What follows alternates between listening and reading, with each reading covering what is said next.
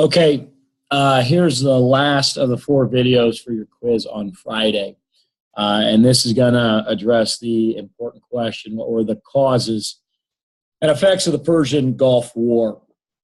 Once again, to truly understand the war, we first need to look at the United States' relationship with Iran, which was covered in video 3.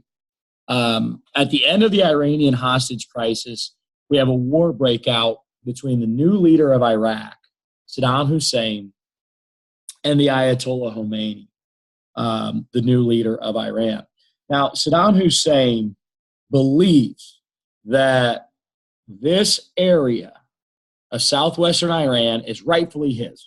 And what we found about Saddam is he thought that everything was his. But he's a new leader, and he wanted Iraq to be the world's greatest, or should we say Middle Eastern's greatest power. And the United States is interested here for 2 reasons. Number one, Iran had just gone through a revolution and become anti-American. Next to Iraq is Saudi Arabia, and Saudi Arabia is our greatest ally in that region. And we do get quite a bit of oil from this. So we wanted to protect the spread of anti-American ideology and to protect our allies as well as our assets in Saudi Arabia. In 1980 to 1988, Iraq and Iran waged war against each other. The United States chose to support Saddam Hussein because Iraq and Saddam were viewed at that time as the lesser of 2 evils to the Ayatollah Khomeini, who had just called the United States criminals, demanded that hands be cut off, and also had held 52 U.S. embassy employees hostage for 444 days at the beginning of this war. So Saddam Hussein wants regional supremacy, and he also happens to choose a region that has a lot of oil. So it's probably an economic reason. This land also has a coastline with the Persian Gulf, also another reason, and also has control of parts of the Tigris River. Also another reason probably for this war. But the United States under President Ronald Reagan supports Saddam Hussein. Now, in supporting Saddam Hussein, we learned a couple of things. And the most important thing that we learned about Saddam Hussein is that he will use gas, which is a crime, or chemical weapons, which is a crime against humanity. And he will also use chemical weapons against his own people. Saddam Hussein is a member, well, claimed to be a member of the Sunni Muslim faith. The Ayatollah Khomeini is a Shiite. So there are some religious differences there. The majority of the Iraqi population is Shiite, and Saddam Hussein, there's evidence he used chemical weapons against his own people in the middle of this war. But we stay with Saddam's side because Iran is worse than Saddam. Once again, the Reagan administration allows trade to Iraq and Iran wage war for 8 years. Nobody wins. After 8 years of fighting, using chemical weapons, eventually there's a peace agreement and nobody wins. But the results of this war affect the Iraqi leadership of Saddam Hussein quite a bit. A couple of things that Saddam had to deal with after the Iran war is a weakened economy. With waging war for 8 years, almost 9 years, he spent a lot of money and he had a weakened economy. So he needs to recover that somehow. And the number one resource in Iraq in the area is oil. The second thing is his military is weakened. They've been fighting for 8 years and didn't win. They'd also lost confidence because they tied.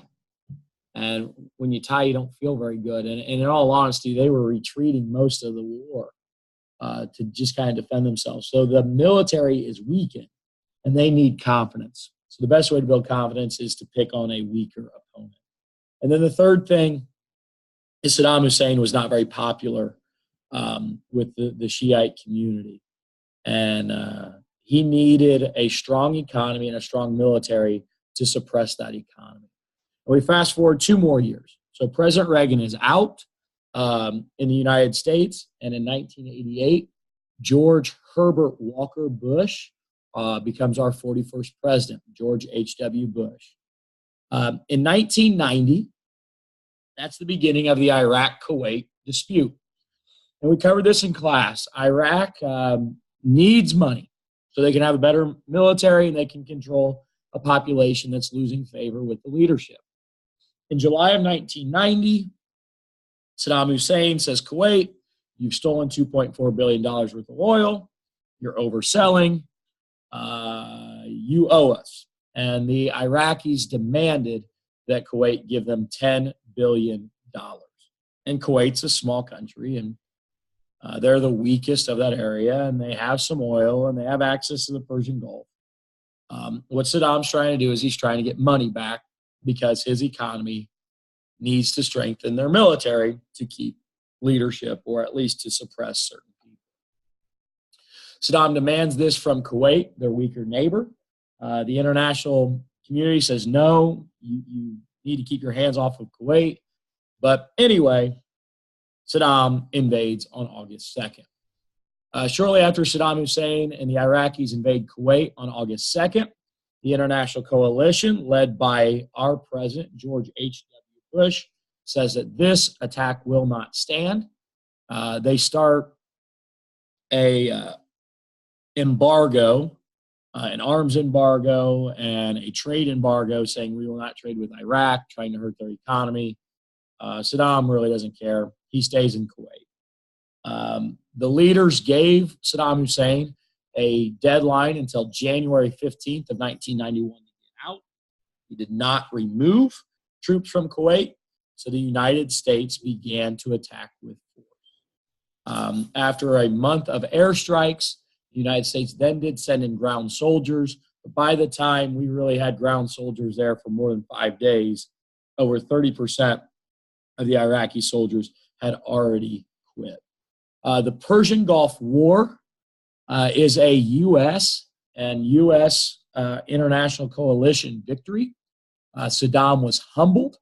He was removed from Kuwait, but he remained the leader of Iraq. And George H.W. Bush had to make an interesting decision here. George H.W. Bush said that a weakened Saddam Hussein in Iraq is better than a new leader who may ally themselves with the Iranian government. So Saddam Hussein will remain in leadership after the Persian Gulf War, but he will not, this will not be the end of his relationship or conflict with the United States.